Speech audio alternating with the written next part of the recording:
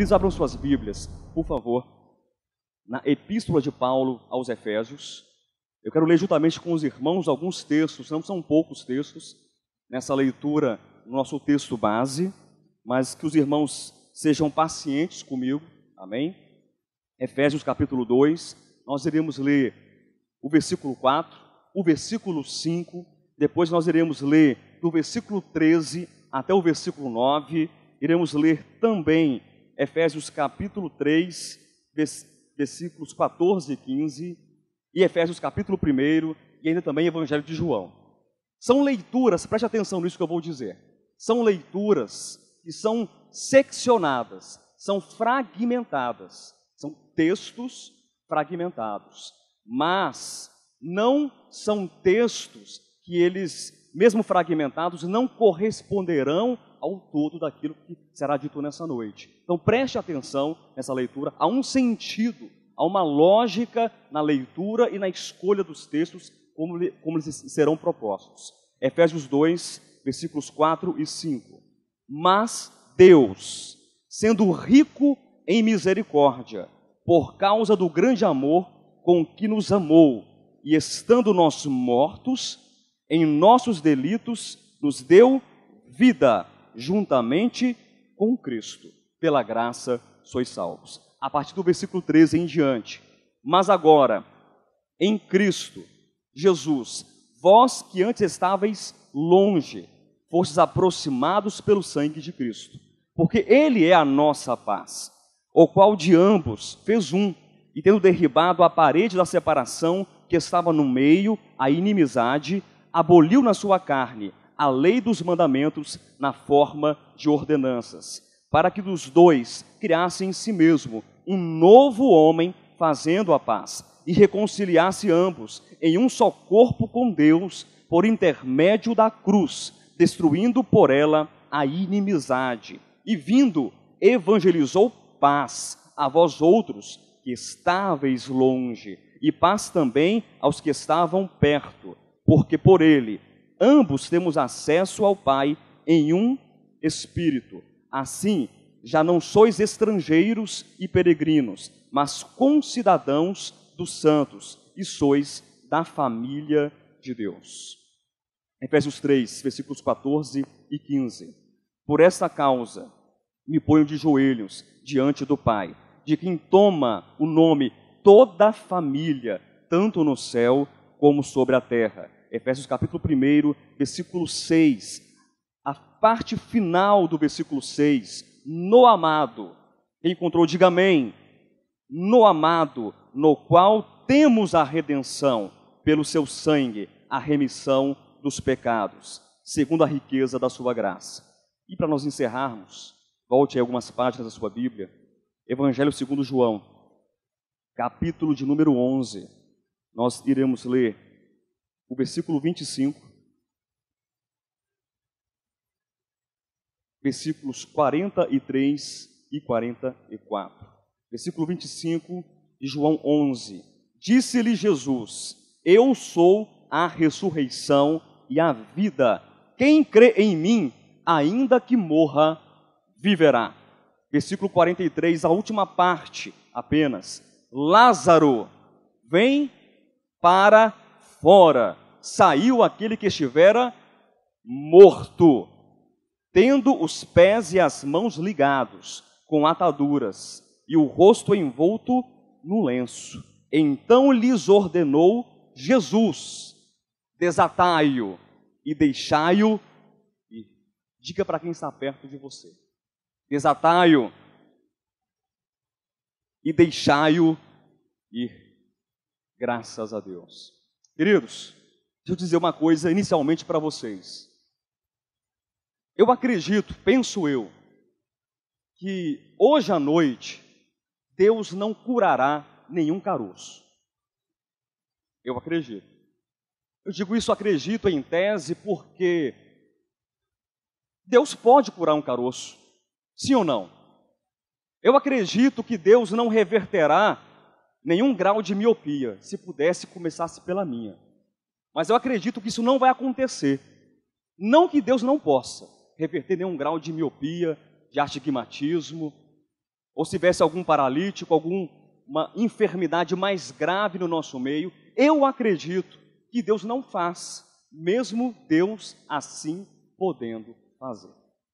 Mas eu tenho certeza inabalável, eu tenho uma convicção plena que almas serão libertas, que nós serão desatados, que amarras cairão, porque o Senhor está tratando com a nossa alma e com o nosso coração. Resgatando parte da mensagem de ontem, do bispo Marcos Oliveira, que falava sobre a queda. Quando nós pensamos sobre a queda, vem na nossa memória, vem na nossa imagem, muitas palavras: morte, corrupção, me ajudem, degradação, fome, misérias, o que mais? Abandono, desespero, solidão, tristeza, angústia. As palavras são inúmeras. Nós ficaríamos aqui, de repente, horas e horas só enumerando as palavras que podem estar retratando, que podem estar expressando a queda. As violências, os mais variados tipos. A violência que está dentro de casa, do pai contra os filhos, dos filhos contra os seus pais, do esposo contra a sua esposa, da esposa contra o seu marido, a violência que está nas ruas, a violência que está nas escolas, a violência que está em tantas cidades, em tantos países, em tantos lugares, a violência física, a violência moral, a violência psicológica, emocional, a violência religiosa, que também não é pouca. Mas eu quero dizer, queridos, que todas essas palavras, esses sentimentos, a dor, a agonia, a angústia, tudo isso pode ser resumido em uma única palavra. E é este o ponto que eu quero resgatar da mensagem de ontem e trabalhar com os irmãos nessa noite para introduzir a questão da redenção. Tudo que você pensar sobre a queda, sentimentos de amargura, de tristeza, sofrimento, dor, tudo pode ser resumido em uma única só palavra. Bispo Josué, que palavra seria essa? Separação. O grande problema do homem é decorrente da separação. Da separação que houve do homem para com Deus. É uma separação antiga, é uma separação histórica, mas é uma separação que começou no coração do homem. Quando nós lemos o relato de Gênesis capítulo 3, e eu não tenho nenhuma dúvida que os irmãos não conheçam esse texto, todos nós estamos muito familiarizados com esse texto. Logo nós pensamos então que a queda, ela aconteceu porque um dia, Bispo Alexandre, o homem desobedeceu a Deus e comeu uma fruta. E Deus ficou muito indignado. Deus ficou extremamente carrancudo, porque o homem, afinal de contas, não deveria comer a maçã. a uva, a pera, a mexerica, seja o que for, porque o homem comeu uma fruta. Isso é uma curiosidade. Muito provavelmente essa tradição de que a maçã ela é o fruto proibido, o fruto que foi comido lá no Éden, isso nasceu muito provavelmente na Idade Média. Estava fazendo uma pesquisa prévia, meu dever de casa, nasceu na Idade Média, porque tanto a palavra maçã como a palavra mal em latim, elas se escrevem da mesma maneira, é malum. Então, a tradição de que a maçã ela representa, ou é o fruto proibido, muito provavelmente nasceu aí. E os homens têm carregado essa tradição de que o fruto é o problema do homem, que o homem comeu um fruto que Deus disse para não comer. Agora pense comigo, será que de fato a Escritura ela quer dizer isso que nós pensamos durante muito e muito tempo? Eu pergunto a você, pondere comigo, pastor, mas por que está falando sobre queda? Eu pensei que a mensagem dessa noite era redenção. Eu não posso falar sobre a cura se nós não retomarmos e não falarmos sobre o problema, sobre a enfermidade, sobre a doença novamente. O problema não é a maçã, o problema não é a uva, não é a mexerica, não é a pera, não é a fruta que o homem comeu ou deixou de comer. Nós temos que ler Gênesis 3, sabendo que Gênesis 3 é um relato metafórico, é um relato simbólico, é um relato pedagógico, onde Moisés, ele descreveu na aurora da criação do homem, que o homem separou-se de Deus.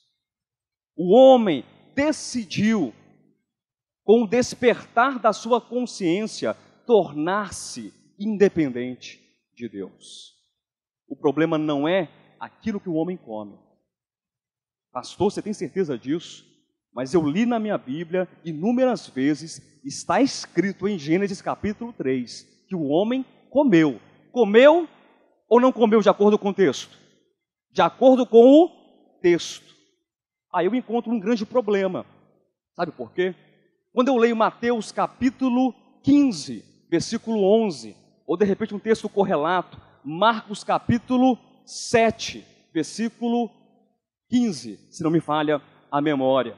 Jesus Cristo diz aos fariseus, aos hipócritas religiosos do seu tempo, que não é o que entra pela boca do homem que o contamina. Isso não contamina o homem, mas sim aquilo que sai. Isto contamina o homem. Ora, então, eu sou obrigado a fazer uma nova leitura, uma releitura de Gênesis 3, porque aquilo que Cristo diz, que não é o que o homem come, não é aquilo que o homem ingere, que o contamina, não está de acordo com o texto da sua estrutura física, com o seu registro físico em Gênesis 3. Então isso me faz pensar que a queda não é o comer alguma coisa. Bispo, qual a importância de se dizer isso? É muito importante, queridos. Se os irmãos perceberem a gravidade e a importância de nós entendermos isso, nós seremos curados. Amém? Nós seremos curados, porque durante muito e muito tempo, talvez você possa dizer isso, tenha sido a sua experiência, ou quem sabe você que está aqui nessa noite tem a experiência de pensar que o problema da queda do homem é vestir uma roupa que a sua igreja proibiu de vestir.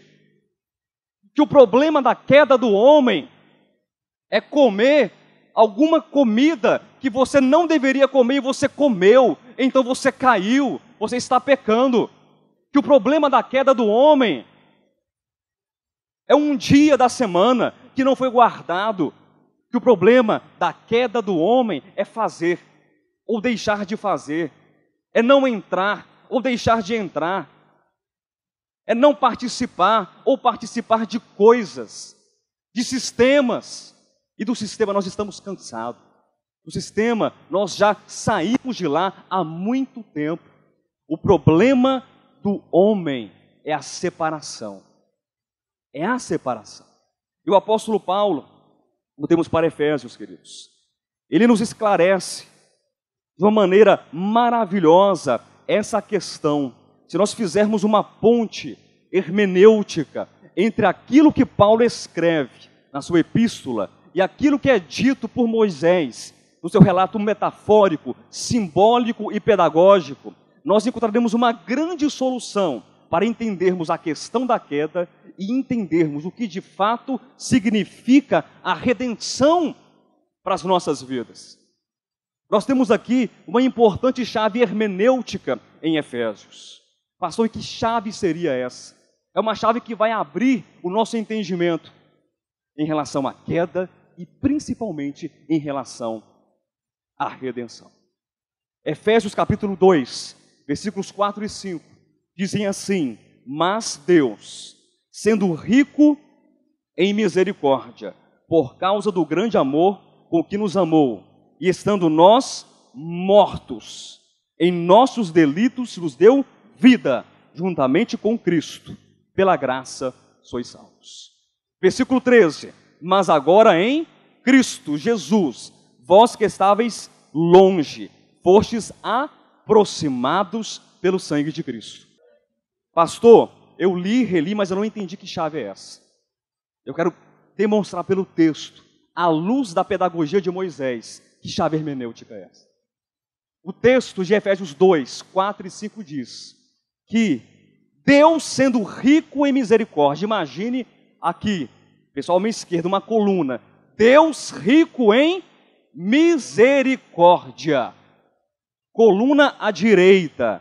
Mas agora em Cristo Jesus, vós que estáveis longe, fostes aproximados pelo sangue. Queridos, rico em misericórdia, sangue, aproximados pelo sangue. Vocês conseguem verificar uma equivalência de sentido aqui nos termos? Conseguem verificar? Deus sendo rico em misericórdia. Ora, afinal de contas, o que é a misericórdia? A palavra misericórdia, para quem não sabe, é formada por dois termos: miseri e corde. A palavra miseri significa miséria. Isso te lembra o quê? Queda. Isso te lembra o quê? Separação. Isso te lembra o que? As consequências todas dessa separação, da queda. Mas a palavra não é apenas miséria, mas é misericórdia. O coração de Deus derramado nas misérias humanas. E como isso aconteceu, pastor? Foi pelo sangue. O sangue de Jesus. Eu não me refiro à materialidade desse sangue, mas para frente nós iremos ver isso. Mas é Cristo enquanto a misericórdia encarnada de Deus. O sangue enquanto a manifestação da graça, da misericórdia, do perdão, do favor, da vida e da bondade de Deus. Então nós temos a misericórdia e nós temos o sangue. Aí eu vou pular uma etapa aqui, depois eu volto para o meio. Nós temos aqui, nos deu vida. O Pai nos deu vida juntamente com quem? Aqui, pessoal, nos deu vida juntamente com Cristo. Misericórdia, sangue, vida em Cristo. Versículo 13. Mas agora em Cristo. Quem é a base? Quem é o centro? Quem é, se eu posso utilizar essa expressão, esse recipiente dessa misericórdia e onde nós fomos colocados? É Cristo. A vida está em Cristo, mas agora em Cristo. Esse texto é muito semelhante a Romanos capítulo 8, versículo 1. Mas agora em Cristo. É a justificação, é a reconciliação. Misericórdia, sangue, vida em Cristo, agora em Cristo. estando nós mortos em delitos. O texto fala de morte, sim ou não? E do outro lado, qual é a equivalência de significado? Quando digo equivalência de significado, é a percepção espiritual que nós temos que ter. Vós que estáveis longe, fostes aproximados a uma distância. E eu não me refiro a uma distância geográfica.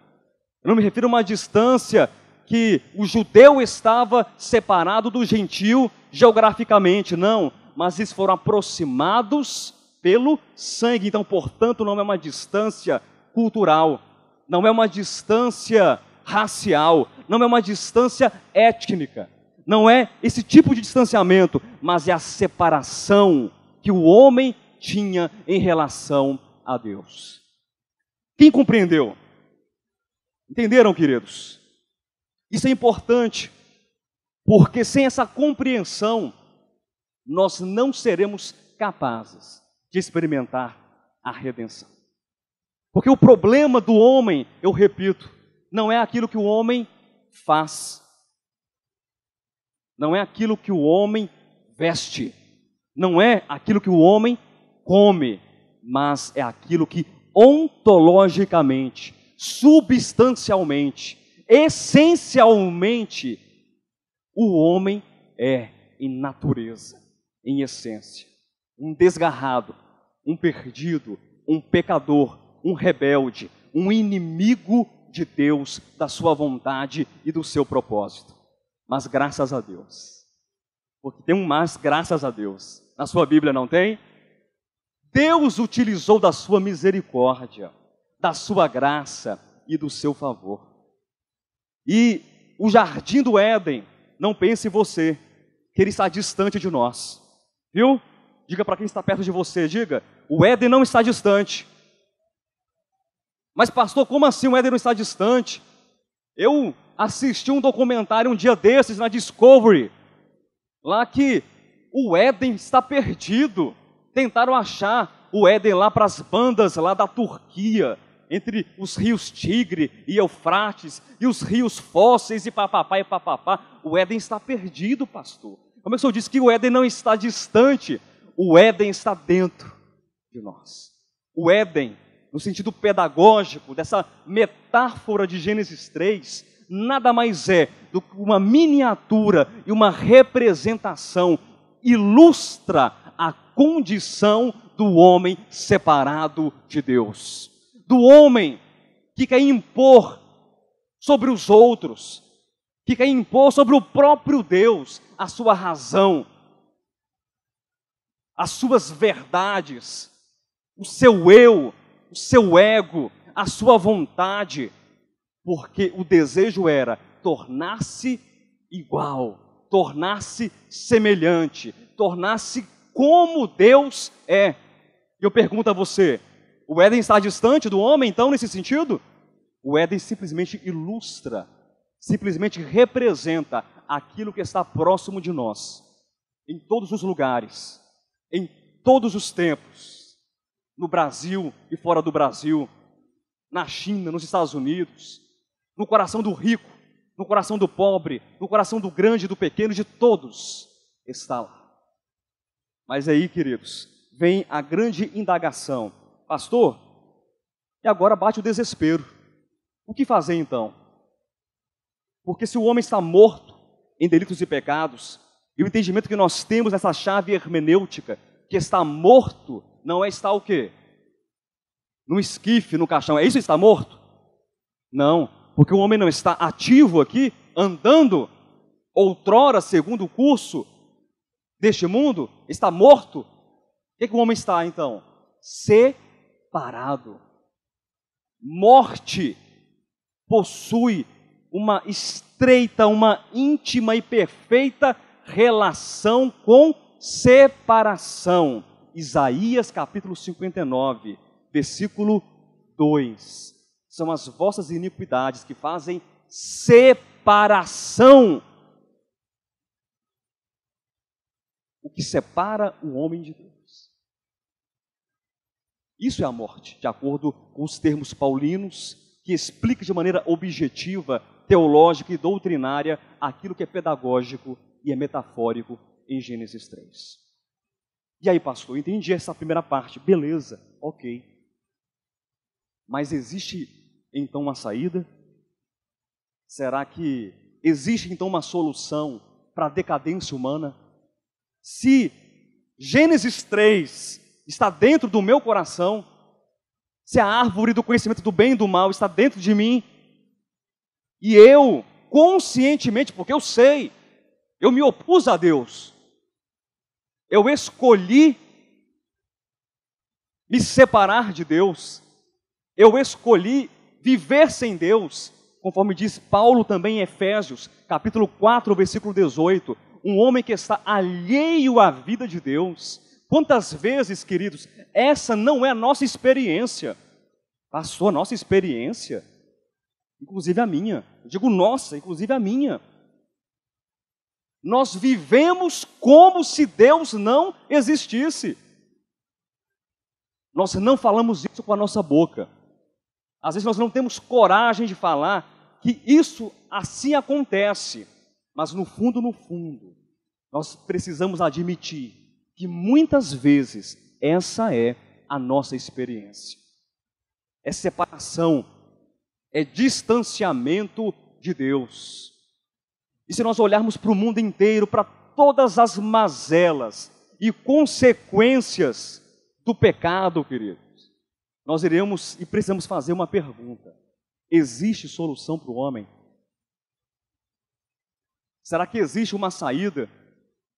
Será que é possível essa separação deixar de existir? Se você olhar para a sua própria força, se você olhar para aquilo que você pode fazer, não é possível. É por isso que a redenção, ela não parte do homem. É por isso que a redenção, ela não pode ser o produto do suor do homem. É por isso que a redenção, ela não pode ser feita pelas mãos do homem, mas é Deus sendo rico em misericórdia. A redenção é uma ação divina. A redenção, ela tem Deus como o seu propulsor, como o seu agente, como o sujeito que faz acontecer. Nós lemos o texto de Efésios capítulo 1, versículo 4, que diz o seguinte, versículo 6 e 7, no amado, amém? É no amado que nós temos a redenção. A redenção não está em uma placa denominacional. A redenção não está nos usos e costumes. Ah, pastor, porque me avisaram lá de onde eu vim, que se eu não fizer isso, se eu não fizer aquilo outro, eu vou ser amaldiçoado e vou perder a minha salvação. O problema, amados, é que durante muito tempo nos enganaram. Nos enganaram, mentiram para você. Mentiram para você, dizendo que a queda é comer a maçã. E se mentiram dizendo que cair é comer uma fruta, mentiram também dizendo que a redenção não é fazer aquilo que é proposto pelo homem.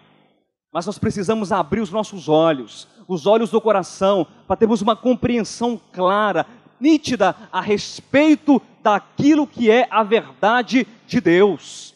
Se a redenção, se a queda é uma natureza contra Deus, se a queda é a separação de Deus, a redenção é uma natureza, a redenção é a vida de Deus, que se opõe diametralmente à queda e àquilo que a queda também trouxe e legou ao homem. Amém?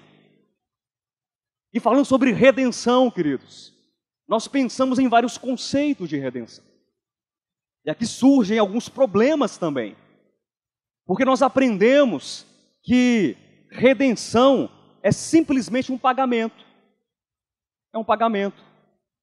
E é um conceito histórico, inclusive, um conceito do primeiro século, um conceito até mesmo mais antigo do que esse.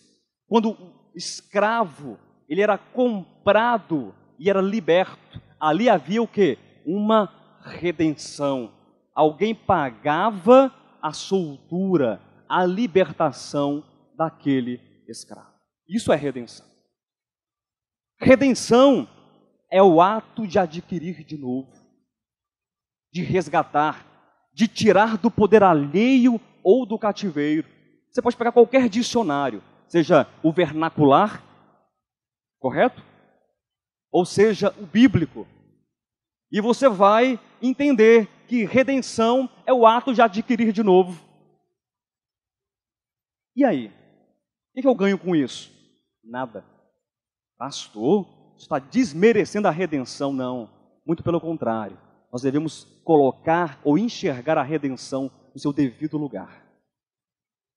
Não basta você entender o conceito frio da letra. Não basta você entender que a redenção, ela, na sua etimologia, do verbo grego lio, que significa livrar. Uau! Saí da conferência de Guarulhos, aprendi que redenção, do grego apolustroses, que vem do substantivo lustroses, que por sua vez vem de outro substantivo lutron, besteira, não serve para nada, nada. O grego, o conceito histórico, o do dicionário, nada disso resolve o nosso problema. Pastor, então o que resolve o nosso problema? É a experiência da redenção.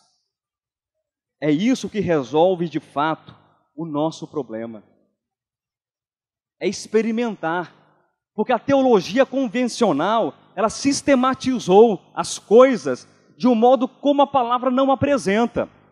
O conceito de redenção da teologia convencional, ainda que correto em muitos pontos, ele está infinitamente distante daquilo que a redenção de fato é para o homem, para o universo, para a criação. Está muito distante, porque a preocupação do homem, queridos, e essa era a minha preocupação, talvez seja também a sua preocupação nessa noite, ou de você que vai assistir essa mensagem posteriormente. O meu problema é a morte, porque morto em delitos e pecados. Se eu aceitar Jesus, pastor, eu não vou morrer mais. Ponto final. Resolveu ou não resolveu meu problema? Porque eu li e eu aprendi nas Escrituras, porque está escrito em Apocalipse capítulo 21, versículo 15. Quem não for achado o nome inscrito no livro da vida, o que vai acontecer com ele, pessoal? Vai ser lançado no lago de fogo. Então eu vou crer. Eu preciso acreditar naquele homem que nasceu há 2000 anos atrás. Naquele Jesus que foi crucificado. Eu tenho que acreditar. Aí o meu problema estará resolvido. Deixa eu dizer uma coisa muito importante para você. A morte física, ela é apenas uma gota, uma mísera gota do veneno da serpente. É a menor das consequências. E ser livrado fisicamente de uma morte e viver eternamente pelos séculos dos séculos no céu, tocando uma harpa vestido de branco ou de azul celeste. Isso também não é uma solução para o problema do homem. É transferir o inferno para o céu. Não resolve. Mas o que resolve então? É tratar com as amarras do coração. É tratar com os nós da alma. É tratar com o ódio que está dentro. É tratar com a inimizade que está dentro. É tratar com a inveja que está dentro. É tratar com a amargura, com a violência, com o preconceito, com o racismo, com a homofobia, com tudo que está dentro de nós. Isto é redenção de fato e de verdade. E isso resolve o nosso problema.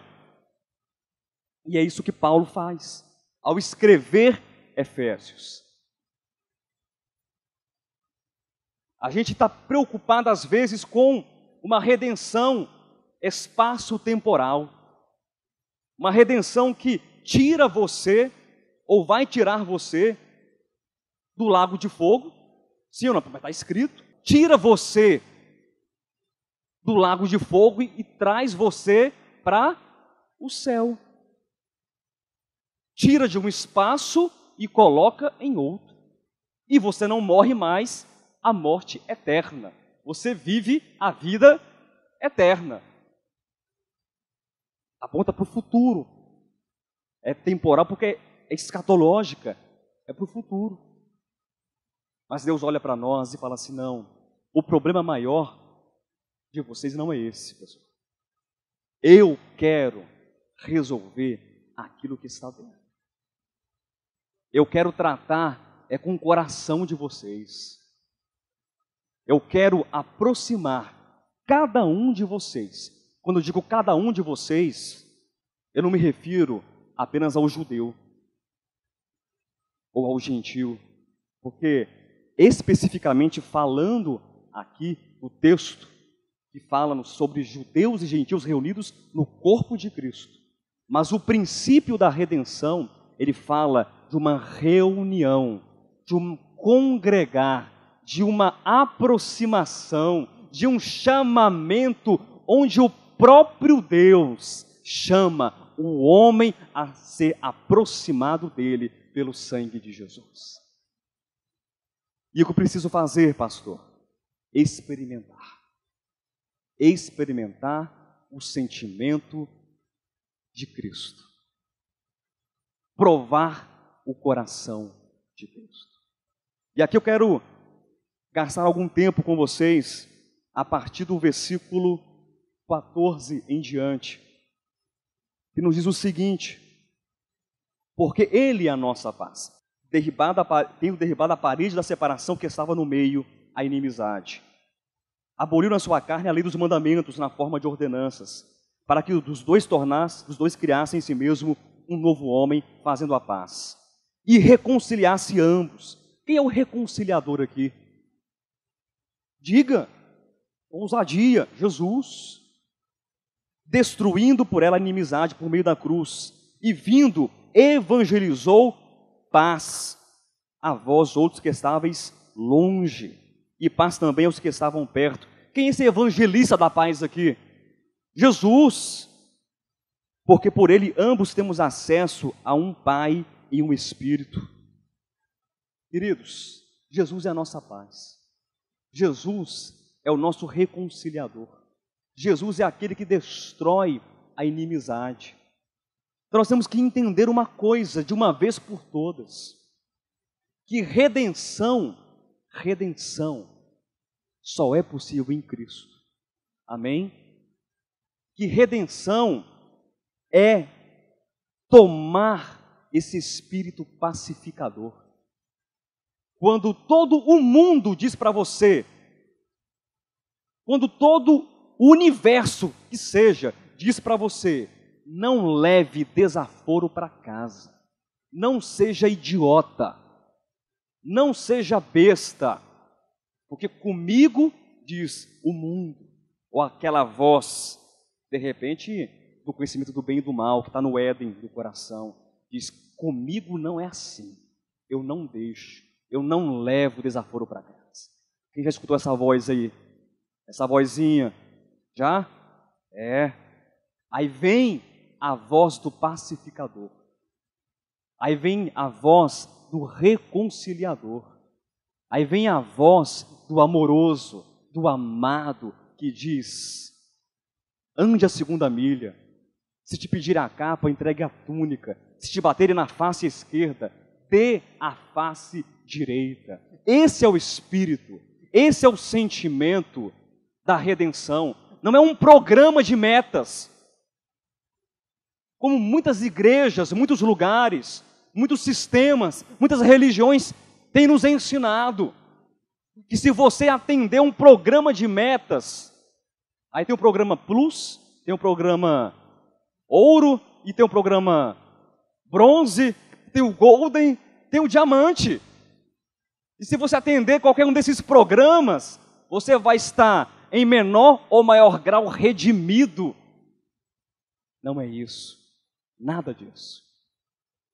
Infelizmente, nos legaram um evangelho fabricado, nos legaram um evangelho manufaturado, industrializado, um evangelho institucionalizado. A redenção, ela está além, ela está fora de qualquer parede, de qualquer obstáculo, de qualquer religião. Pastor, mas é isso mesmo? Sim. Quando Deus olha para o mundo, será, pastor, que Ele quer salvar o judeu? Eu digo para você, não, Ele não quer salvar o judeu. Pastor, quando Deus olha para o mundo, será que Ele quer salvar o muçulmano? Eu digo para você, não, Deus não quer salvar o muçulmano. E aí? Desfez tudo até agora, né, pastor? Acabou com tudo, desconstruiu a mensagem todinha agora nessa frase. Quando Deus olha para o mundo, Ele quer salvar o rico? Não, Deus não quer salvar o rico. Deus não se importa com o rico. Deus não se importa com o pobre. Deus não se importa com o muçulmano. Deus não se importa com o judeu. Deus não se importa com o macho, com fêmea. Deus não se importa com nada disso. Mas Deus se importa com o homem. Amém?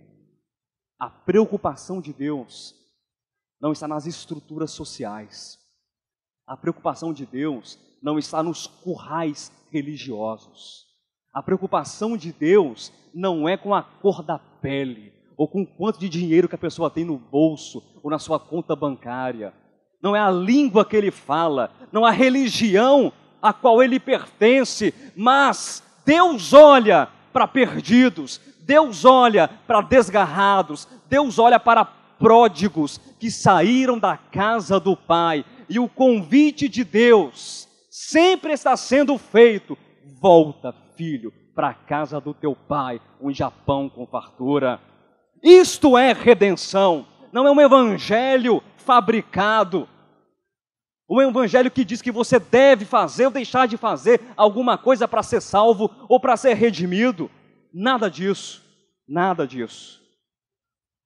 É por isso que é importante nós reconhecermos o poder da redenção, para que os sintomas da queda sejam tratados no nosso coração.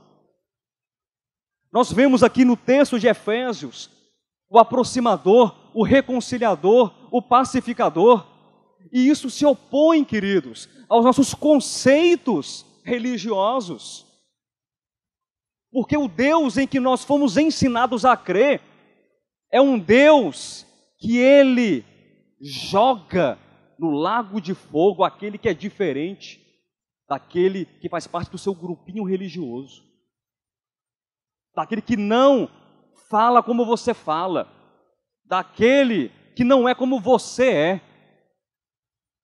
Sim ou não? Mas Deus olha para o homem como alguém que é de fato como nós, carentes do seu perdão. A misericórdia encarnada se derrama sobre toda a humanidade. Uma humanidade cheia de misérias, cheia de problemas, cheia de angústias, cheia de sofrimentos. Mas Deus, Ele se derramou sobre o homem. Deus, enquanto amor, Deus, enquanto vida, se derramou sobre cada um de nós. E Ele espera que o nosso coração seja reativo, que o nosso coração também possa bradar, dizendo: eu de fato, eu sou pobre, eu de fato sou miserável, eu de fato sou um pecador, eu sou um homem desventurado, afastado, separado de Deus, mas eu enxergo a Tua luz, Senhor, eu enxergo o Teu amor, mesmo não sendo merecedor, e eu agora, Senhor, quero voltar para os Teus braços, eu quero estar contigo. Isso é provar redenção, isso é experimentar o amor de Deus. Isso vai além de dizer que acredita no Jesus que nasceu, viveu e morreu há 2000 anos atrás. Isso vai muito além de dizer que você acredita na crucificação como um mero espetáculo na história. E quando digo isso, eu não quero dizer que não existe redenção no sacrifício. Não é isso. Mas eu quero dizer que a cruz, enquanto hastes, que o sangue, enquanto hemácias, enquanto líquido vermelho, isso não é redenção. A materialidade da cruz e do sangue, isto não é redenção. Pastor, isso é heresia. Não é heresia. Então encontre você, faça um curso de arqueologia, vá para Harvard, passe lá vários e vários anos, se torne pós-doutor em arqueologia e encontre uma lasca da cruz e faça um amuleto. Será redimido você? Vá atrás do sudário, extraia, se for possível, que não é possível, o DNA do sangue do sudário e cubra a sua cabeça. Estará redimido você? Não, porque redenção não são coisas. Redenção é um fato espiritual. Redenção é a morte que nasceu no coração enquanto sacrifício. É a entrega de Cristo, quando olhou para a condição de depravação, de degradação, ele disse: eu, Pai, faça-me um corpo, eu irei. Mas para quê? Que Jesus Cristo ia sofrer no lugar do homem enquanto um saco de pancadas, porque afinal de contas, Deus tem que despejar em cima de alguém a sua ira. Eu vou perdoar, sim. Eu vou salvar, sim. Eu vou curar, mas eu vou despejar em Jesus. E eu estou te avisando, filho, você quer ir? Sim, pai, eu vou, mas eu estou te avisando. E quem avisa amigo é, se você for, eu vou te matar. Eu vou te moer. Toda violência virá contra você, porque eu só perdoo o Alexandre se eu te moer. Eu só perdoo a Jane se eu te crucificar e te matar, pedacinho por pedacinho. Isso não é redenção. Esse é o espírito de Satanás. Esse é o espírito, a natureza, a mensagem da queda. Mas a mensagem do Evangelho não é essa. Ele veio e vos evangelizou paz. Aleluia! E que paz é essa? Não é a paz que diz assim, que bate no ombro do homem e diz assim, ó, tá tudo bem, pode ficar assim, ó, tá tudo certo, pecador, pode ficar desse jeito, não tem nenhum problema, você pode continuar cheio de nós, você pode continuar cheio de violência. Não, mas a paz é Deus dizendo ao universo, escute isso, é Deus declarando a Satanás, é Deus declarando aos príncipes caídos, é Deus declarando às potestades, é Deus declarando aos demônios, é Deus declarando aos homens, eu irei e revelarei a vida, o amor por intermédio da redenção, e vocês poderão ter paz. Aleluia! Aplaudam o Senhor. Isto é redenção. Isto é redenção. Quando nós lemos Filipenses, queridos, vamos abrir em Filipenses. É um texto que se casa perfeitamente com as declarações de Paulo, do pacificador, do reconciliador, do amado. Filipenses 2, do versículo 5 em diante. Tende em vós o mesmo sentimento que houve também em Cristo Jesus.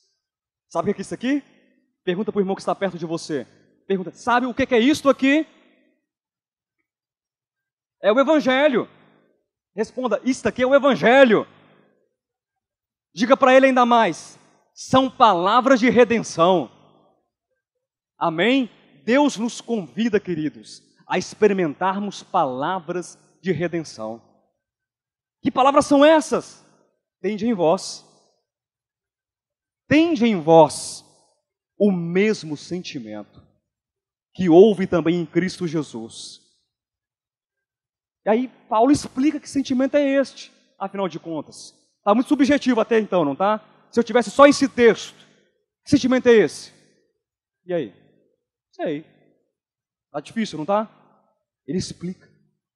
Porque ele, esse Jesus, subsistindo em forma de criatura, porque ele subsistindo em forma do menor dos menores de todos.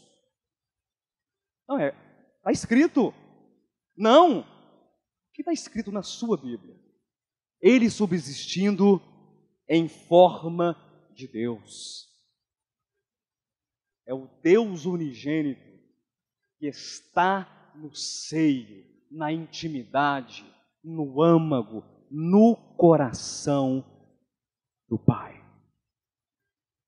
Deus é Deus. E ele subsistindo em forma de Deus, não julgou como usurpação o ser igual a Deus, porque um ser, lá na eternidade passada, não sendo Deus, não subsistindo em forma de Deus, diz: eu subirei acima das estrelas, do mais alto céu, eu serei também Deus, eu também. E a queda acontece aí. E esta queda, não pense você que a queda do homem é uma queda diferente.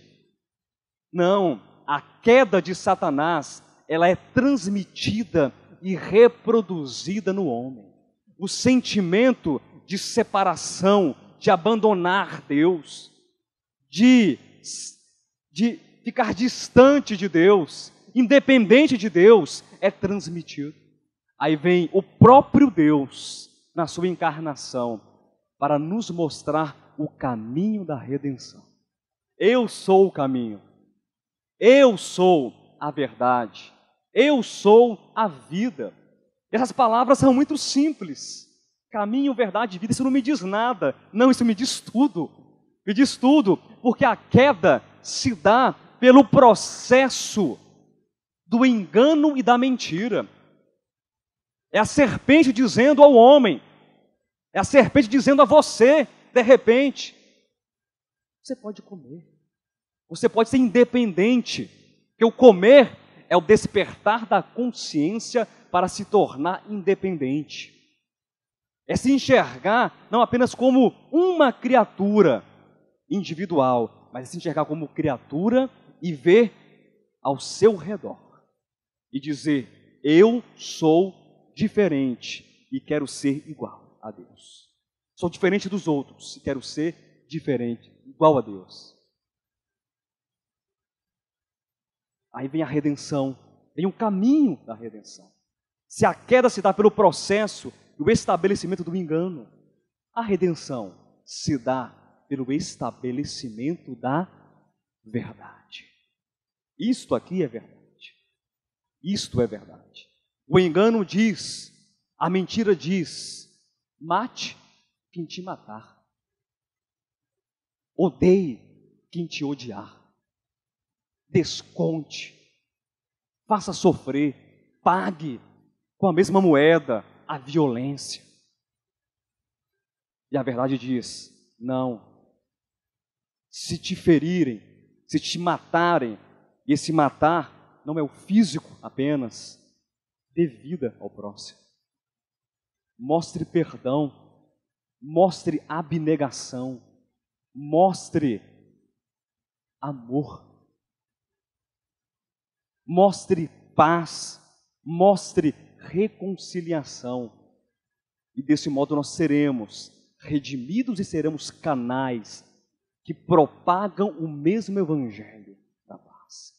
Deus subsistindo em forma de Deus, não julgou como usurpação ser igual a Deus, antes a si mesmo se esvaziou, assumindo a forma de servo, tornando-se em semelhança de homens, e reconhecido em figura humana, a si mesmo, quem diz aí? Se humilhou. Isso parece redenção? aos olhos da teologia convencional? Se humilhar, tornar-se obediente até a morte e morte de cruz? Mas isto é a redenção, Deus. Vamos voltar para Efésios, o meu tempo está quase esgotando, me perdi no tempo. Mas eu quero encerrar em Efésios, queridos, mais uma porção, mais uma parte, os minutos que me restam. Volte lá para o capítulo 2.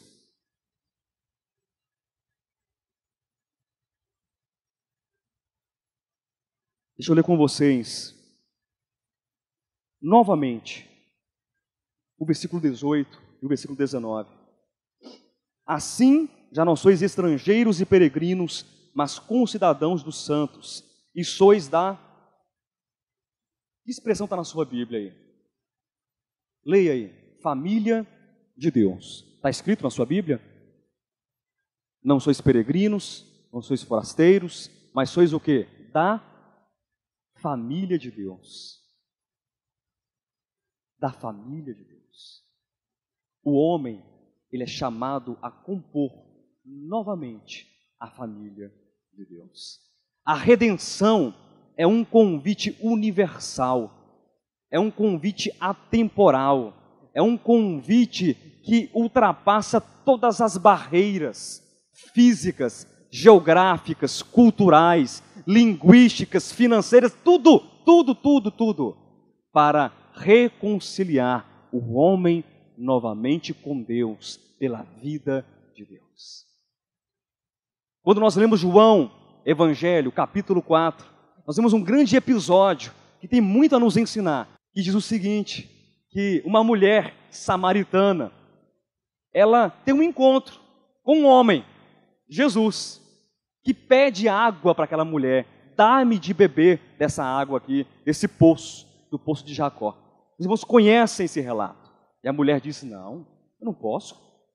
Como é que você, judeu, me pede água, sendo eu samaritana? Porque havia uma divergência, uma discordância, não apenas religiosa, mas também racial, entre samaritanos e judeus.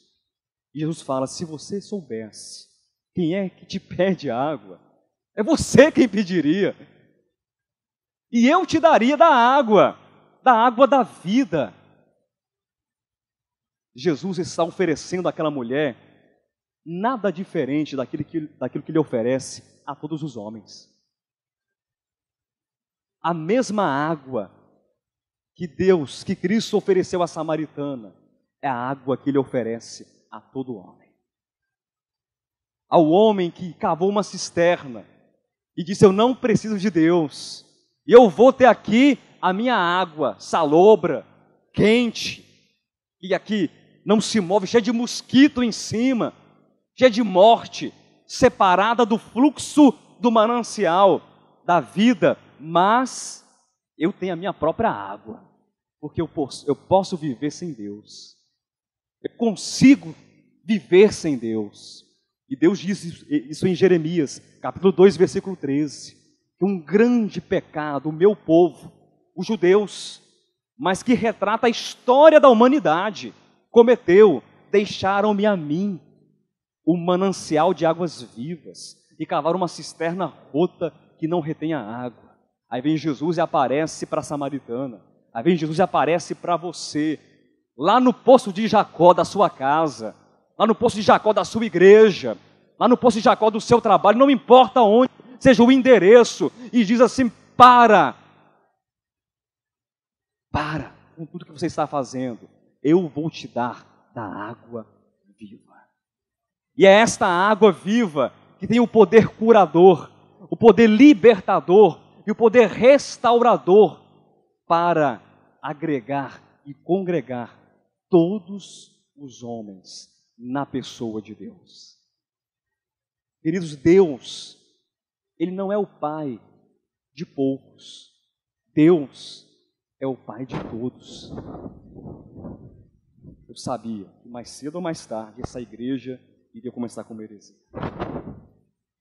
Eu sabia, porque eu acredito, pastor, e acredito que você esteja enganado, que Filho de Deus seja apenas aquele que foi salvo e lavado pelo sangue de Jesus, de acordo com o Evangelho.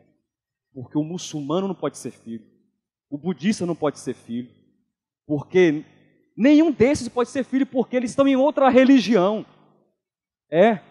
Mas eu convido você, saia você da sua religião e entre em Deus. Saia você do seu espaçozinho fechado e beba da água da vida, que é a mesma água que o muçulmano precisa, que o budista precisa, que o espírita precisa, que o homossexual precisa, que o heterossexual precisa, que todos precisam. A questão não é o tipo de homem que você é, ou a condição que você se encontra, externamente falando, mas é um homem que está separado de Deus e precisa reconhecer: eu estou morto por dentro, eu estou vazio, eu estou seco, mas eu quero me unir a Deus, eu quero me unir ao Cristo de Deus e beber abundantemente deste rio que é a vida de Deus. Paulo diz em Efésios capítulo 3, de quem toma o nome toda a família, também no céu como sobre a terra. O Pai é o Pai de todos. Pastor, e há mais algum texto na Bíblia que possa provar isso? Sim. Eu quero ler 2 textos para encerrar. Eu quero começar em Mateus capítulo 6, versículo 9, 10 e 11. Quem está com a Bíblia aberta aí? Então eu vou ler. Portanto, vós orareis assim: Pai meu, exclusivamente meu, e de ninguém mais, no céu, na terra ou no universo que estás nos céus. Santificado seja o teu nome, venha o teu reino, faça-se a tua vontade, assim na terra como no céu. O pão meu, e apenas meu, e de ninguém mais, porque eu não reparto com ninguém, porque o Pai é meu, me dá hoje.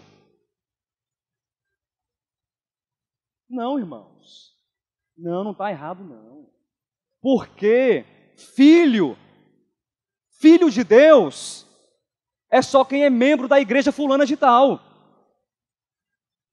porque filho de Deus é só quem faz parte do ministério tal. Os outros não são filhos. Inclusive pessoas como nós que pregam tamanhas heresias não são filhos de Deus. São filhos de quem então? De outro, né? De Deus não, qualquer um, mas menos de Deus. Do capeta, do capiroto, do anhangatinhoso. Pai nosso. O mesmo de Filipenses 2, 5, tende em vós o mesmo sentimento. O mesmo de Efésios 2, o reconciliador, o pacificador, o amado, é esse que faz a oração. E diz: Pai nosso que estás no céu. É uma palavra de reconciliação. É uma palavra que diz para o pródigo: você pode voltar. E quando? Mês que vem? Semana que vem? Vamos fazer um curso para voltar. Um curso para ser imerso em Deus. Não, você pode voltar hoje, caindo em si, tendo a consciência de que você, separado de Deus, você está morto. Mas que você, em Deus, unido em Deus e na sua vida, você está vivo. A vida de fato e de verdade, ela é uma única só. A vida é Deus. Deus não tem vida para te dar. Quem escutou, diga amém. Deus não tem vida para dar para ninguém. Ele é a vida. Significa que Ele mesmo quer se dar a nós. Se deu a cada um de nós. Eu não posso represar esse Deus. Eu não posso colocar esse Deus num cubículo. Eu Eu não posso colocar ele numa vaga de estacionamento e dizer, fica aqui, quieta. Não.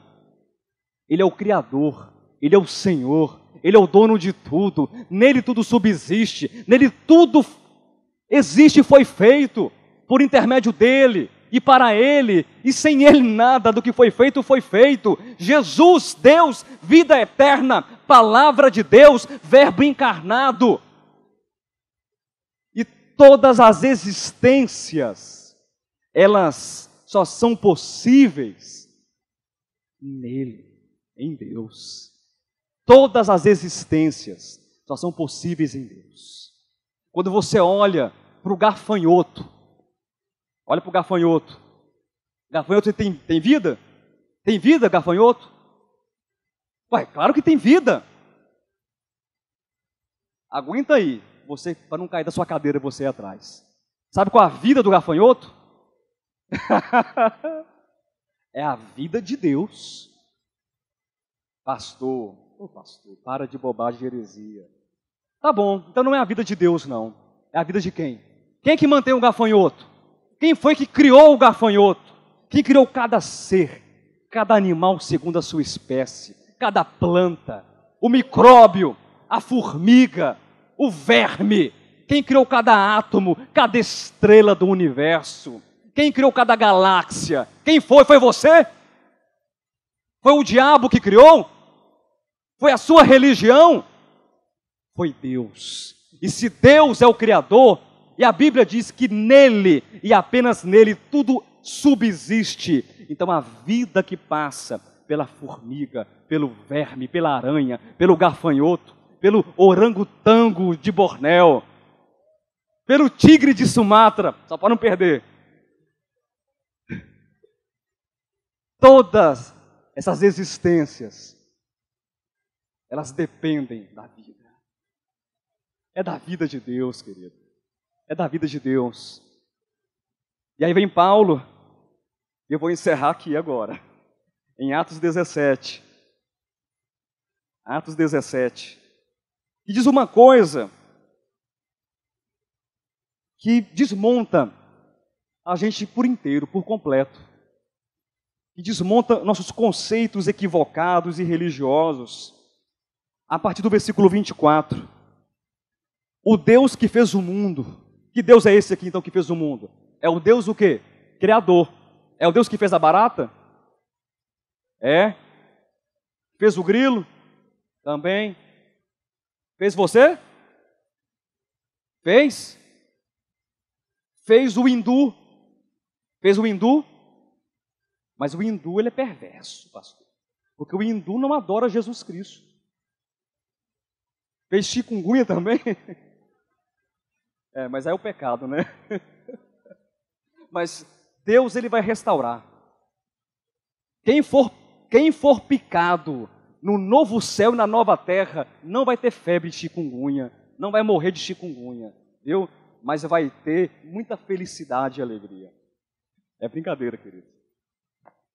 O Deus que fez o mundo e tudo que nele existe, sendo ele Senhor do céu e da terra, não habita em santuários feitos por mãos humanas, nem é servido por mãos humanas, como se de alguma coisa precisasse, pois ele mesmo é quem a alguns dá a vida. Não, alguns apenas, a todos. Ele dá a vida e respiração e tudo mais. De um só fez toda a raça humana para habitar sobre toda a face da terra, havendo fixado os tempos previamente estabelecidos e os limites da sua habitação, para buscarem a Deus, se porventura tateando o possam achar, bem que não está longe de cada um de nós. É porque Paulo, pastor, o senhor não está entendendo, Paulo está aqui numa assembleia, né, aqui presbiteriana, está na Assembleia de Deus. O senhor não sabia, né, pastor José? Vou te explicar o texto agora, que o senhor nunca leu direito. O apóstolo Paulo, ele foi lá para a cidade de Atenas, e existe uma Assembleia de Deus, lá, os irmãos congregados, todos os filhos de Deus, também os presbiterianos, os metodistas, né, arminianos clássicos, os protestantes, os católicos, só filhos de Deus. Homens extremamente cientes de Deus. Paulo, ele fala para um público de pessoas que não conheciam Jesus Cristo. E ele fala a estas pessoas que Deus fez todos, e deu respiração, e deu vida, e bem que Ele está perto, porque Ele não está longe de cada um de nós, pois nele vivemos e nos movemos e existimos, como alguns dos vossos poetas têm dito, porque dele também somos prole, dele também somos filhos, dele também somos geração. Eu desafio qualquer hermeneuta, exegeta, tradutor, linguista, a explicar de modo contrário esse texto. Esse texto ele diz exatamente o que você ouviu. Toda a raça humana pertence a Deus, foi gerada em Deus por intermédio de Adão. Todos os homens possuem Deus enquanto Pai. E essa família está sendo reconciliada. Amém? A obra de cura, de redenção, de restauração, de aproximação, ela já começou. E ela vai ser continuada. Ela vai ser continuada. Agora nós, na nossa experiência diária, eu vou encerrar aqui, nós podemos permitir que Deus, Ele aplique em nós a redenção. Quem quer permitir que Deus aplique no seu coração a redenção? Amém? O que eu tenho que fazer? Uma oração forte, um jejum, uma campanha de Daniel, um descarrego, uma rosa de Saron, andar pelo Vale do Sal. O que eu tenho que fazer? Nada disso. Mas é simplesmente beber da água da vida. É simplesmente beber do Espírito Santo de Deus. É beber de Deus e falar, nada posso fazer sem o Senhor.